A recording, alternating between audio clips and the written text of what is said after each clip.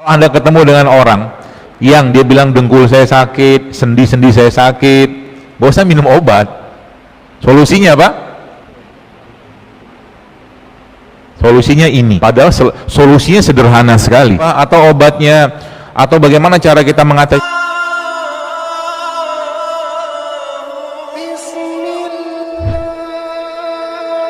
Konsep sehat itu mulainya bukan dari fisik. Konsep sehat itu mulainya bukan dari fisik, tapi dari hati dulu, dari kolbu dulu. Bahkan kalau mungkin sekarang kan, kalau tadi pagi sempat saya nulis juga, saya posting di feed itu tentang perempuan-perempuan yang subhanallah dengan kuasa Allah sekarang bisa hamil. Ternyata simpel sekali buat hamil itu ya.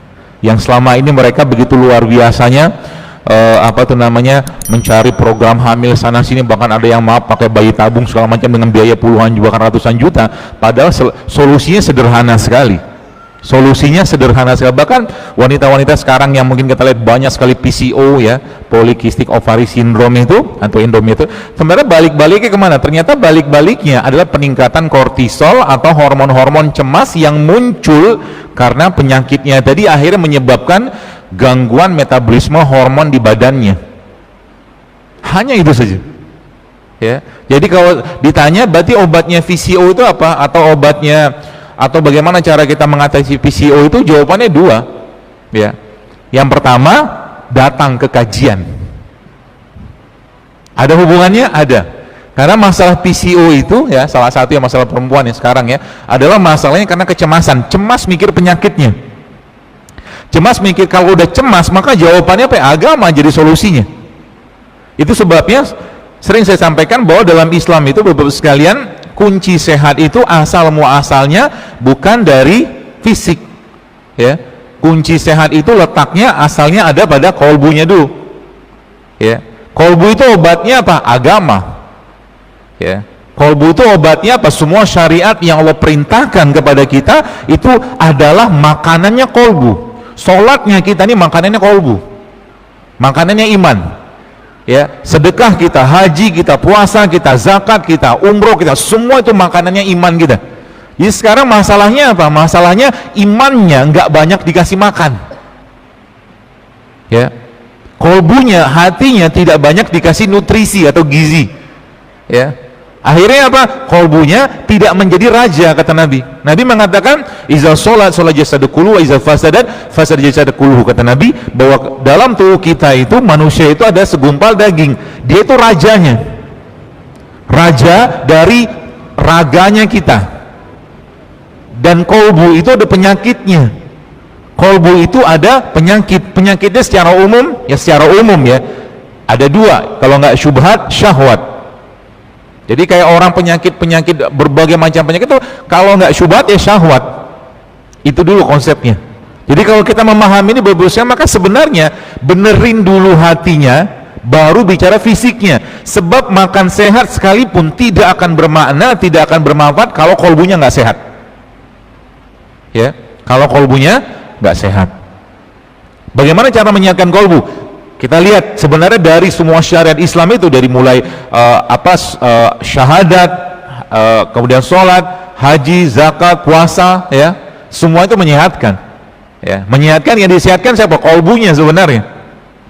Tapi karena manusia, Bapak sekalian, karena manusia itu dibekali Allah dengan satu lagi tools ya, tanda kutip, atau aplikasi yang masuk dalam tubuh manusia, yang kalau dia pakai tools itu dengan baik dia bisa mulia. Tapi kalau tools itu tidak digunakan dengan baik, maka dia justru lebih rendah daripada hewan. Tools itu namanya nafsu. Kalau dia tidak mampu menundukkan nafsunya, maka dia lebih rendah dari hewan. Tapi kalau dia bisa menundukkan nafsunya, maka dia lebih mulia dari malaikat. Gitu ceritanya.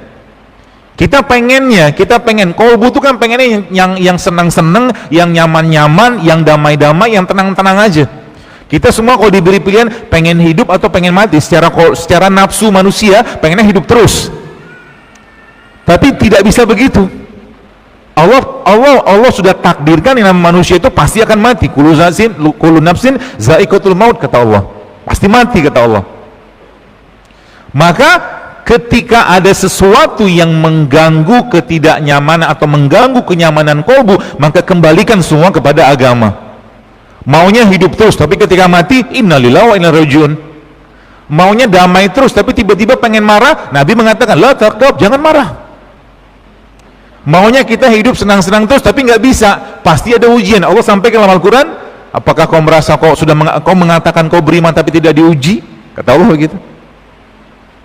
Dia hidupnya dengan itu, dengan ujian, ya, dengan cobaan, dengan perasaan. Jadi kalau mau saya katakan, ya, ujian kita itu ujian kolbu. Maka sebabnya dalam Islam kalau kita lihat, bagus kan, subhanallah, amal itu bisa diterima kalau dia ada kata kunci pertama, yaitu ibadah hati dulu. Syarat ibadah itu terima dua. Yang pertama ikhlas. Ikhlas itu kan ibadah hati.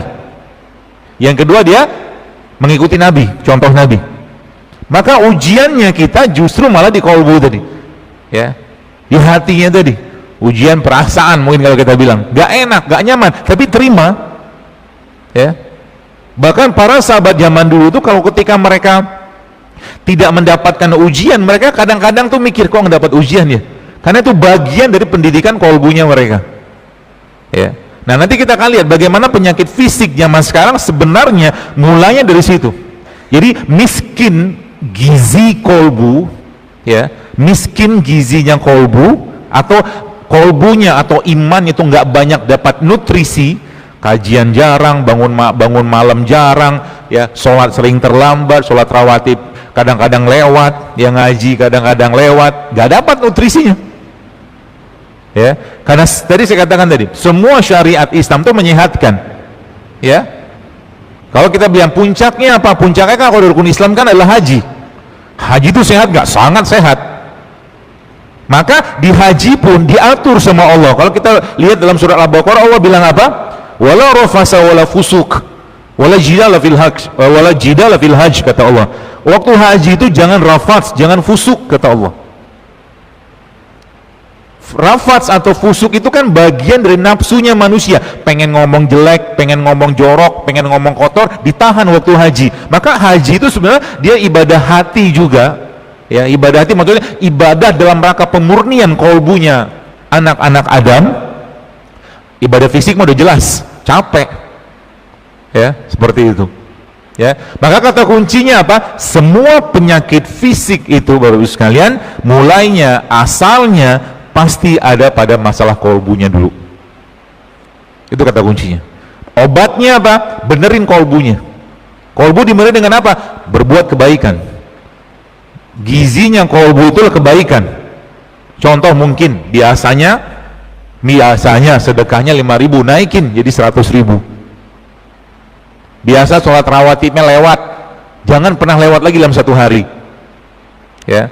Biasa katakanlah jarang puasa, maka biasain puasa. Karena manusia, kalau Anda sekarang diberi pilihan antara makan sama tidak makan, pengennya makan kan? Betul? Karena kita punya nafsu. Pertanyaannya, bagaimana cara menghentikan manusia makan? Kira-kira kita nih, secara umum manusia, bisa nggak disuruh stop makan? Nggak bisa.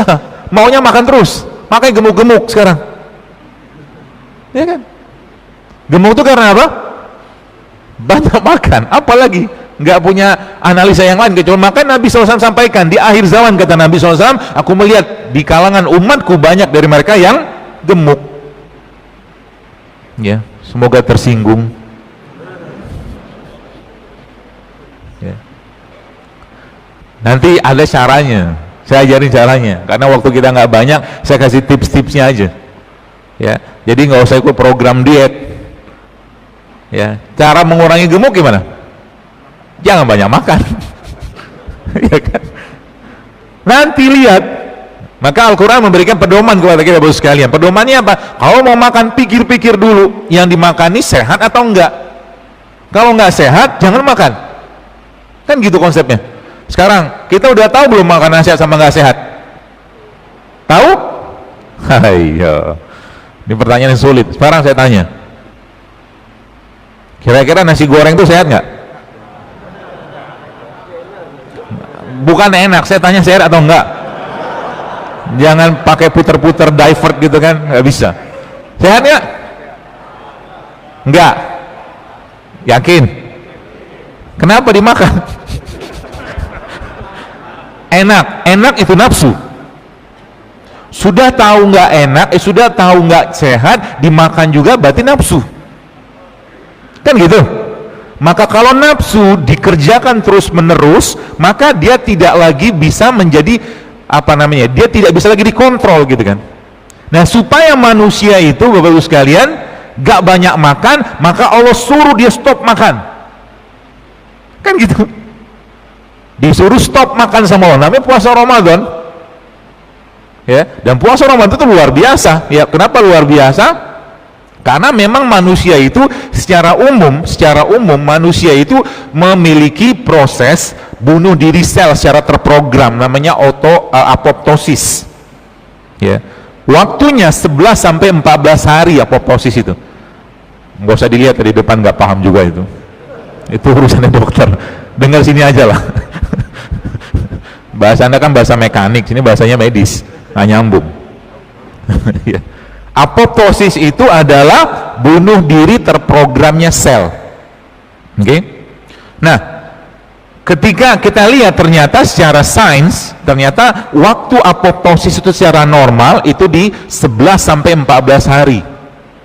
Maka kalau kita ambil tengahnya, ketemu 12. Ya, kita coba ambil gampangnya 12. Waktu saya ngitung-ngitung, coba ngitung-ngitung mentadaburi penelitian ini, itu ternyata 365 itu dibagi 12 ketemu 30 hari. Jadi bahasanya apa? Muslim tidak muslim dia setahun wajib dia 30 hari puasa. Karena badannya sama, mau muslim dia, mau kafir dia, badannya sama, manusia juga. Maka kita lihat bagaimana Allah menjelaskan dalam Al-Quran. Ya ayyuhallazina amanu kutiba alaikumusiyam kama kutiba alal ladzina min qablikum kata Allah. Sebelum kalian sudah ada syariat puasa, sejak Nabi Adam sudah ada, cuma beda pola gitu kan. Seperti itu. Sayangnya puasa Ramadan gak dimanfaatkan. Akhirnya apa? Buka sama sahurnya tidak jauh beda dengan 11 bulan yang lain. Yang dimakan apa? Gorengan sehat nggak? Sehat? Oh, merasa berat gitu mengatakannya. Nanti saya jelaskan ya, supaya Bapak Ibu habis ini mulai mikir kalau makan ya. Serem loh. Baik, biar saya langsung seremin sekalian aja. Perlu ditampar-tamparin dikit. Ini laki-laki bukan perempuan ya. Itu gambar laki-laki yang kebanyakan makan daging olahan sama tepung. Oke? Lama-lama, maaf kalau dalam bahasa medis namanya ginekomastia, payudaranya membesar. Dia minus atau miskin testosteron. Susah jadi pemimpin orang kayak begini. Lebay. Gara-gara apa? Itu satu-satunya tuh, bukan salah satunya. Akhirnya apa? Perutnya, pencernaannya bermasalah, nggak bisa lagi ngasih sinyal ke otak. Itu. Yang dikenal sekarang sama namanya leaky gut, ususnya bocor. Nanti coba di browsing aja leaky gut itu apa. Salah satu penyebab leaky gut paling dominan adalah gluten yang indeks glikemiknya tinggi. Sudah lihat? Nah, kita kan nggak makan itu tiap hari, betul? Tapi prinsipnya dia sama kayak ini nanti jadinya. Prinsipnya.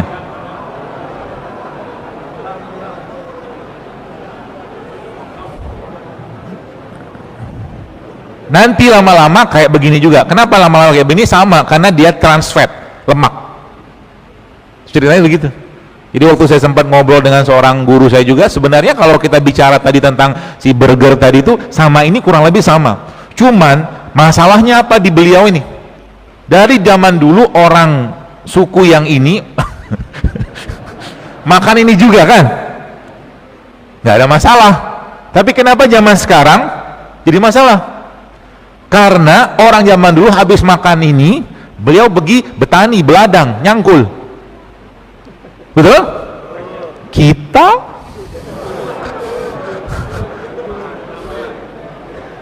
jadi bukan salah beliaunya,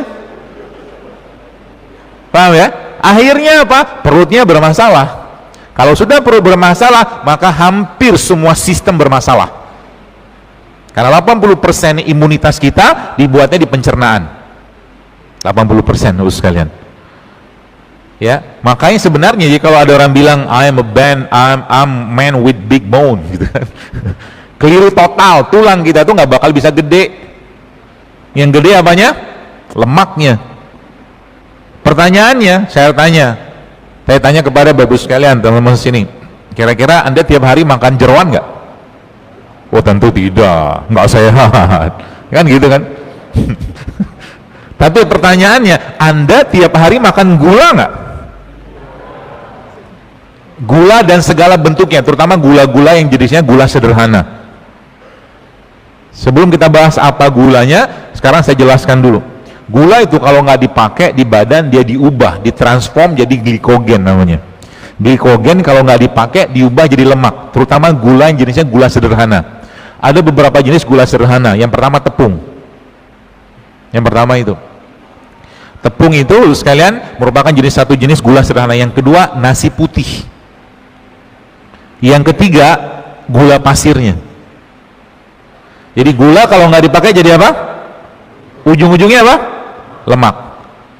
Yang keempat lemak itu sendiri, ya terutama lemak-lemak trans atau trans fat. Jadi sekarang kalau kita membahas tentang maaf nasi goreng, isinya apa? Lemak semua sebenarnya. Tandanya manusia berlemak apa? Tinggal pegang pinggangnya. Ya. Kalau banyak lipetan, kalau susah masang tali sepatu, ya susah masang tali sepatu kan, itu perjuangan Pak bagi sebagian orang. Mau nunduk kan susah, ya. Gara-gara apa? Gara-gara gula kan, gitu ya. Jadi kalau kita bicara, makan di sini mungkin saya lihat, mungkin nggak saya lihat, kalau Anda ketemu dengan orang yang dia bilang dengkul saya sakit, sendi-sendi saya sakit, bosan minum obat, solusinya apa? Solusinya ini, solusinya diagram ini, turuni berat badan. Kalau berat badan sudah turun, maka yang pertama stres oksidasi pada sel akan menurun. Yang pertama, kalau stres oksidasi pada sel menurun, apa yang terjadi? Selnya akan kembali riang ceria karena nggak banyak beban. Yang pertama. Yang kedua apa? Body fat dia pasti akan turun. Yang ketiga apa? Dia akan melaksanakan lebih dominan lagi proses secara terprogram apoptosis tadi itu loh. Yang keempat apa? Dia punya insulin, growth hormone segala macam, itu akan kembali di resetting sama tubuh. Yang kelima apa? Insulin sensitivitasnya akan meningkat. Artinya apa? Metabolisme gula dia akan naik. Yang kelima apa? Anabolik hormon dia akan meningkat atau hormon pembangunnya akan meningkat. Kemudian hormon-hormon sifatnya meradang-meradang itu dikurangi sama tubuh. Yang keenam ya, 7, 8 seterusnya banyak sekali, itu salah satunya adalah proses autofagi. Makanya ya, Bapak Ibu sekalian kan di sini Anda kerjanya kan di pesawat-pesawat tuh. Ya kan? Pesawat tuh kan ada apa general overhaul lah segala macam gitu kan. Perawatan tahunan lah, bulanan, macam-macam lah, saya nggak paham. Manusia itu juga sama. Ya. Perawatan tahunannya namanya puasa Ramadan. Tapi ingat, jangan lagi bebani badan dengan yang tinggi gula. Karena dia justru malah kebalikan dari sini kan itu masuk. Coba Anda bayangkan, waktu Ramadan itu katakan waktu seorang itu buka puasa, kalau dia makan, misalkan dia makan produk makanan yang tinggi gula, tinggi lemak, tinggi minyak, tubuhnya nggak bisa melaksanakan fungsi itu dengan baik. Maka sebenarnya, Mbak, saya kadang-kadang mencoba mengguyonkan lah gitu kan. Bahasanya sebenarnya kalau kita lihat breakfast, fast itu kan puasa, sarapan itu kan breakfast kan gitu. Nah, breakfast itu apa? Fast yang di break. Jadi setiap hari itu kita puasa sebenarnya. Kapan mulai puasanya? Waktu tidur. Supaya dia lebih lama ini dapat ya, hormonnya diperbaiki, autofagi ditingkatkan, apoptosis ditingkatkan, maka lamain puasanya. Artinya apa? Nabi kita alaihi salatu wassalam mengajarkan secara umum Nabi itu ba'da isya tidur. Ya, di luar ada yang shift mungkin. Ya, secara umum Rasulullah tuh habis isya tidur. Kalau habis isya sekarang katakanlah jam 8, maka kalau jam 8 dia tidur sampai malam harus bangun tuh, sayang kalau nggak bangun karena ada growth hormone yang muncul di malam hari. Ya, nanti dia pagi sampai jam 8 lagi kan, kalau jam 8 ke jam 8 sudah 12 jam. 12 jam kalau itu kita dapatkan atau kita kerjakan, tubuh sudah mulai bakar lemak. Tapi jangan kacauin lagi. Maka pagi-pagi itu bagus sekalian, kalau kita lihat bahasa Nabi kita alaihi salatu wassalam, Nabi mengatakan bahwa berbuka itu menggunakan apa? Kurma. Tiap hari kan kita puasa. Maka waktu pagi adalah waktu yang paling tepat untuk makan apa? Makan buah. Gitu. Karena kalau kita lihat situ, semakin lama semakin diprolong puasanya semakin bagus. Terutama dengan orang-orang yang kelebihan berat badan. Tapi kalau katakanlah badannya sudah stabil, ya maintain saja katakanlah dengan protein sama karbo yang sehat. Kayak begitu ceritanya. Ya. Jadi semakin lama katakanlah, jadi kita mau bakar lemak tadi itu lama ini puasanya. Kalau tubuh tidak punya cadangan glikogen, tidak punya cadangan gula, maka tubuh akan menggunakan cadangan dari lemak. Ceritanya begitu. Ya, kalau lemak sudah dipakai sebagai cadangan, maka seluruh sistem kita pelan-pelan akan diperbaiki sama dia. Gitu. Apa yang terjadi tadi, yang tadi diagram tadi itulah seperti itu. Jadi makanya dalam Islam ada servis tahunan, namanya puasa Ramadan. Ya, kemudian ada servis 6 hari setahun, namanya puasa Syawal. Lanjut lagi ada namanya servis rutin 2 kali sepekan, namanya puasa Senin Kamis. Lanjut lagi ada puasa 13, 14, 15. Lalu lihat 13, 14, 15, lalu ada hadis Nabi mengatakan berbekam pada tanggal 17 atau 19 atau 21 adalah cara Allah, katakanlah adalah penyembuhan penyakit, kata Nabi. Ada urutannya semua itu. Kayak gitu loh. Tapi yang wajibnya tadi 30 hari tadi. Tapi kalau yang sunnah-sunnah itu dikerjakan, bonusnya banyaknya luar biasa. Sangat banyak Ibu sekalian. Ya. Tapi untuk mengerjakan itu berat nggak? Berat. Karena berat Allah siapkan satu pintu khusus namanya Ar-Royan. Semakin berat suatu ibadah dikerjakan, semakin besar rewardnya. Bangun malam tuh berat. Haji itu berat, umroh berat, jihad berat, tapi di situ ada pintu-pintu khusus yang Allah siapkan di surga nanti dengan amal-amalan berat kayak begitu. Ya, makanya namanya puasa salah satu syariat yang sebenarnya sejak zaman Nabi-Nabi itu sudah ada. Ya, kalau kita belum katakanlah belum dapat hidayah untuk berpuasa, caranya gimana? Mulai biasakan untuk jarang atau sering-sering melaparkan diri, salah satunya, terutama bagi orang-orang yang kelebihan kalori. Ya. Seperti itu. Sudah